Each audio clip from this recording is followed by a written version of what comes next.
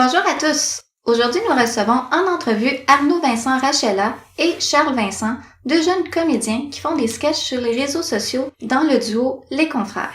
Ils vont venir nous parler de leur parcours et de leur passion. Charles et Arnaud, comment allez-vous? Ça va très bien, toi? Ça va super bien. Oui, ça va très bien, merci. Parlez-nous un peu de vous. Vous travaillez dans quel domaine? Personnellement, je travaille en restauration présentement. Je suis serveur sommelier.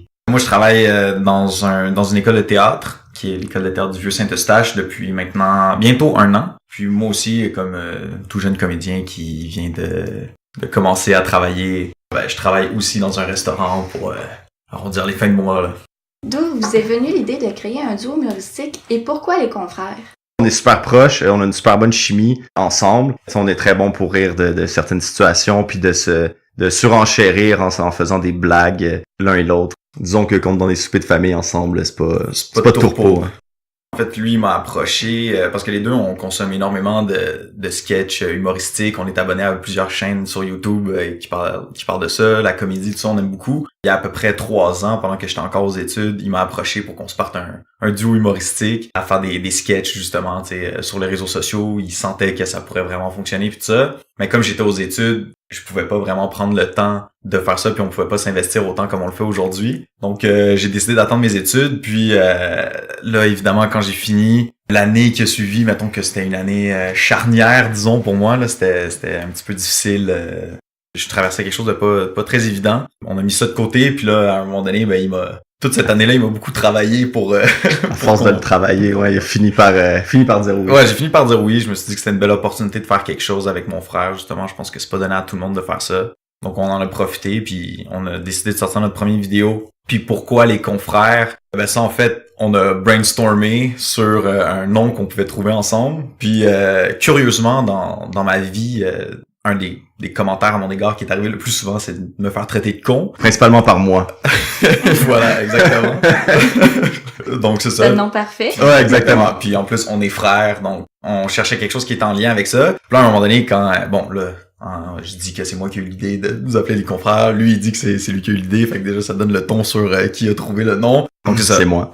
Ouais, c'est ça. Donc, quand j'ai eu l'idée du nom, lui, il a trouvé ça super bon. On s'est dit que ça allait être ça. Donc, Les Confrères. Puis, en même temps, comme j'ai dit au préalable, on est abonné à plusieurs chaînes humoristiques qui font des sketchs. Puis, il y a souvent les mêmes comédiens qui reviennent dans ces espèces de channels-là qu'on regarde. Donc, je me suis dit que j'aimerais ça qu'on fasse ça aussi. Que si jamais on a d'autres comédiennes ou d'autres comédiens qui se greffent à nous, qui puissent revenir dans les autres sketchs. Donc, ça finit par créer une espèce de confrérie aussi en même temps. Le nom que j'ai trouvé était vraiment excellent. C'est le nom parfait. Là, c'est Arnaud qui vient de parler. Comment définissez-vous votre style d'humour? Absurde.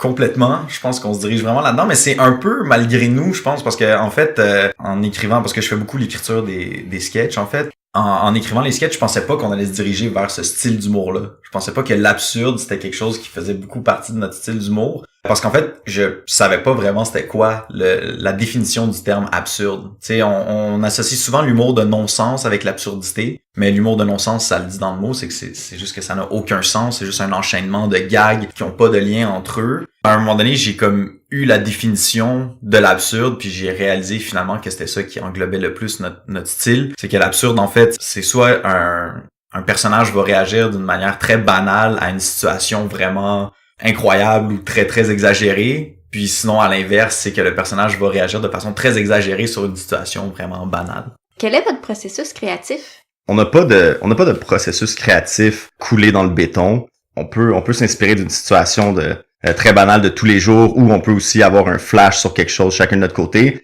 Mais un bon exemple de ça, c'est dans le sketch de la date. Comment ce sketch-là a été créé, c'est que je faisais juste raconter une date que j'ai eue à Arnaud. Et puis, en disant le mot compliment, je me suis trompé, puis j'ai dit le mot complimé. Voilà, il est parti avec ça, puis les deux, on s'est mis à niaiser. Il est rentré à la maison, il a écrit un sketch, et puis c'est comme ça que le sketch de la date a été créé. Mais si on peut s'inspirer d'une situation de tous les jours comme celle-là. Ou des fois, c'est juste, on a un flash chacun de notre côté, autant, c'est ça, comme je disais, c'est moi qui fais beaucoup l'écriture des sketchs, donc quand j'ai une idée en tête, je vais juste aller l'écrire directement. Je lui envoie le sketch par courriel, puis je l'appelle, puis je dis écoute, je viens de t'envoyer un sketch, tu le liras, tu me diras qu'est-ce que t'en penses. Ou sinon, à l'inverse, c'est lui qui va m'appeler puis il va me dire « Hey, je viens d'avoir une idée, on pourrait tourner ça pour le prochain sketch. » On se rencontre, on brainstorm là-dessus, on l'écrit, puis après ça, on décide de le tourner. Donc, ça peut vraiment aller dans toutes sortes de directions au niveau de notre processus créatif. Puis au niveau de la répartition des tâches, c'est qui travaille le plus en écriture? Alors, on fait tout pas mal à deux. L'écriture, c'est beaucoup plus Arnaud, parce que moi, ça me gonfle. Puis lui, il adore ça. Lui, il adore ça. Fait que c'est vraiment parfait. On brainstorm ensemble, on se donne une ligne directrice ensemble. Arnaud écrit plus de son côté. Puis après ça, on tourne. On tourne puis on monte ensemble. On fait tout le reste à deux. Mais l'écriture, c'est principalement Arnaud. Est-ce qu'il y a une personne en particulier de qui vous admirez le travail? Ben, si on a une personne en commun qu'on admire vraiment le travail, c'est Alexandre Astier, qui est je sais pas si tu sais qui, c'est le créateur de la série française Kaamelott, qui est une série humoristique sur l'histoire du roi Arthur et les chevaliers de la table ronde. Et puis, ce gars-là, c'est vraiment un one-man show. C'est lui qui écrit, c'est lui qui a choisi les acteurs, c'est lui qui fait la direction du plateau. Il joue dans la série, il a écrit la musique, donc il a vraiment comme tout fait par rapport à cette série-là, puis cette série-là est vraiment excellente, puis c'est vraiment quelqu'un qu'on admire beaucoup tous les deux. Ouais, énormément, puis je m'inspire beaucoup de lui parce que justement, tu sais, sur Les Confrères, c'est moi qui fais un peu plus l'écriture, puis comme j'ai une expérience en théâtre, dans le fait de jouer, de jouer la comédie, puis tout ça, qui est un petit peu plus, disons, j'ai un petit peu plus d'expérience que mon frère à ce niveau-là, ben, tu sais, quand on fait la réalisation des sketchs, c'est moi qui va le diriger, c'est moi qui va lui dire un petit peu comment jouer, tout ça. Pour la réalisation, ben quand j'écris le sketch, je veux pas, en même temps, j'imagine beaucoup les séquences dans ma tête, je vois déjà les plans de caméra, comment ils sont placés, tout ça.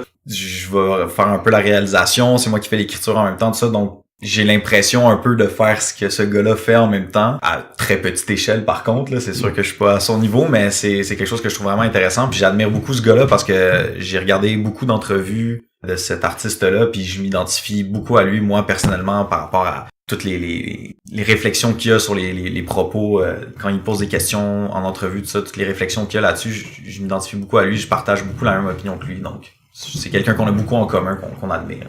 Est-ce que quelqu'un au niveau québécois qui vous inspire également? Au niveau de la réalisation, puis des séries, puis tout ça, Pods, c'est vraiment un réalisateur que j'admire beaucoup. Puis au niveau du jeu, tout ça, ben Claude Legault, c'est un acteur que j'admire énormément aussi. Réal Bossé également, surtout dans la série 19-2, je pense que c'est quelque chose qui englobe le plus tout ça. Là. C'est les deux comédiens qui jouent ensemble, c'est Pods qui a fait la réalisation. Écoute, puis cette série-là, je l'ai écoutée, je sais pas combien de fois en plus. Là, c'est vraiment, il y a quelque chose de très inspirant là-dedans, je trouve. Croyez-vous qu'on puisse rire de tout? C'est une très bonne question. On peut rire de tout. C'est sûr que, tu sais, rire des gens qui ont des problèmes comme la famine ou qui sont dans des pays pauvres ou rire de sujets très, très, très délicats comme le viol ou ce genre de trucs-là, je pense que c'est des sujets qui sont très, quand même assez difficiles d'en rire.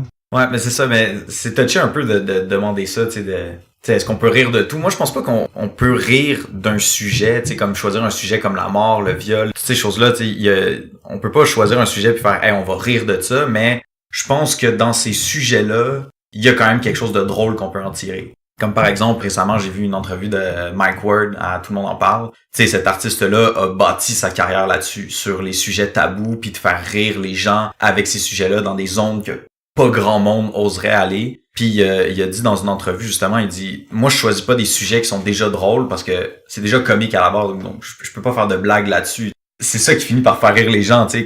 Quelle importance ont les médias sociaux pour vous? Sans les médias sociaux, les confrères, ça existerait pas. J'allais dire les grands frères. Donc, sans les médias sociaux, les confrères existeraient pas. C'est grâce aux réseaux sociaux qu'on est capable de faire nos vidéos. Je veux dire, les réseaux sociaux sont en train de prendre énormément de place. Je pense que les gens réalisent pas à quel point c'est gros. On sait que c'est gros, mais on réalise pas à quel point c'est énorme. Tu sais, dans les années 50, la télévision a remplacé la radio. Mais aujourd'hui, les médias sociaux sont en train de remplacer la télévision. Donc, ça prend vraiment énormément de place dans notre vie. D'ailleurs, au niveau des plateformes, c'est lesquelles que vous utilisez? Ben, pour l'instant, on est surtout sur Facebook. C'est là-dessus qu'on a décidé de se lancer. Éventuellement, au courant des prochaines semaines, on va s'élargir en allant sur YouTube. Donc, on voulait juste attendre d'avoir un petit peu plus de contenu avant de changer. Je trouve ça plus intéressant quand tu arrives sur un channel puis qu'il y a déjà un petit peu de contenu. Comme ça peut inciter les personnes qui nous connaissent pas à aller voir justement la plupart du travail qu'on a fait. Pour l'instant, ça va pas mal être ça. On n'a pas vraiment discuté au fait si on voulait aller sur d'autres plateformes de réseaux sociaux, tout ça. Peut-être si éventuellement on est capable d'avoir plus de temps à consacrer à ça, ce serait cool. On aimerait ça aller sur plusieurs plateformes, mais vu que là on est un petit peu limité en temps puis en contenu qu'on est capable de sortir, on est limité sur Facebook pour l'instant, mais éventuellement comme Arnaud dit, on va aller sur YouTube aussi. Pensez-vous utiliser d'autres méthodes pour promouvoir votre travail autres que les médias sociaux? Je vois pas vraiment d'autres méthodes que les médias sociaux pour propager notre travail présentement. C'est sûr que, tu sais, s'il y a une chaîne de télé qui nous approche pour nous demander d'écrire une série ou une quotidienne ou des sketchs pour eux, c'est sûr qu'on va dire oui tout de suite. Ça va être avec grand plaisir. Exact. Mais pour l'instant, je vois pas vraiment où est-ce qu'on pourrait aller d'autre que sur les réseaux sociaux. Voulez-vous finir par vivre de votre passion ou c'est seulement un passe-temps entre boys? Bon, c'est clair que si tu me dis Charles, je te paye, tu peux lâcher ta job, tu peux faire des vidéos avec ton frère à temps plein, je vais dire oui tout de suite. Hein? Fait que oui, clairement, j'aimerais ça qu'on en vive éventuellement, ce serait vraiment cool, mais pour l'instant, c'est un passe-temps, puis si ça reste un passe-temps, on est bien correct avec ça aussi.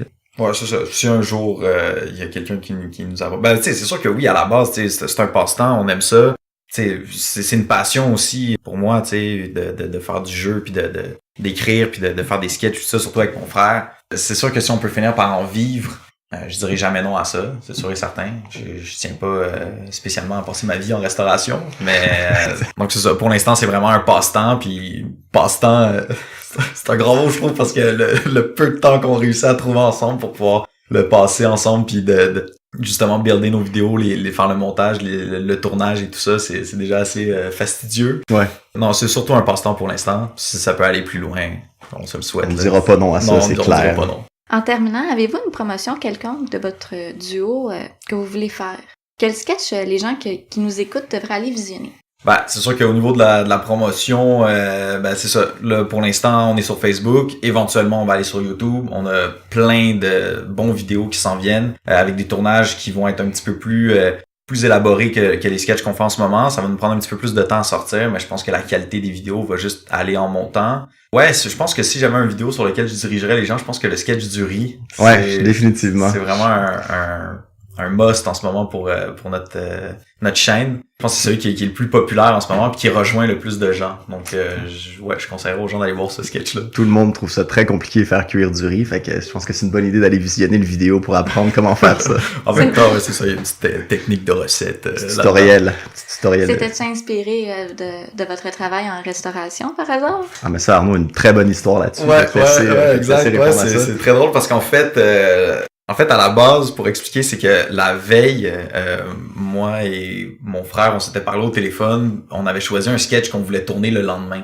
Puis le soir même, j'ai tenté de faire cuire du riz chez moi et ça a été un échec monumental. Et là, j'étais avec ma mère et elle m'a expliqué comment elle faisait cuire son riz. Donc là, la recette que le personnage de mon frère fait dans ce sketch-là, c'est la recette que ma mère m'avait donnée. Donc la technique pour le faire cuire. Et une fois que j'ai eu fini ce moment-là, ben je suis tout de suite allé sur mon ordinateur et j'ai commencé à écrire le sketch. J'ai rappelé mon frère une fois que j'ai fini de l'écrire. Non, en fait, non, il m'a pas rappelé du tout. Je me suis pointé le lendemain matin pour tourner, puis il m'a dit on tourne pas, qu'est-ce qu'on a dit hier. On tourne un truc que j'ai écrit. Non, aucun avertissement. Non, c'est ça, il s'est pointé chez moi le matin même. J'ai tourné mon laptop, j'ai mis le sketch, j'ai dit lis ça. Il a trouvé ça excellent comme toutes les vidéos que j'écris. Puis c'est ça, on a décidé de tourner ça. Donc c'est pas mal l'anecdote du riz. On invite les gens à aller visionner la vidéo. Merci à vous de venir nous donner une entrevue aujourd'hui et bonne chance dans vos projets. Ben écoute, je voudrais en profiter pour te remercier aussi personnellement de nous avoir donné l'opportunité de venir parler de tout ça ici. C'est vraiment très, très apprécié. Ça a été vraiment un plaisir. Oui, merci beaucoup. Ça fait plaisir.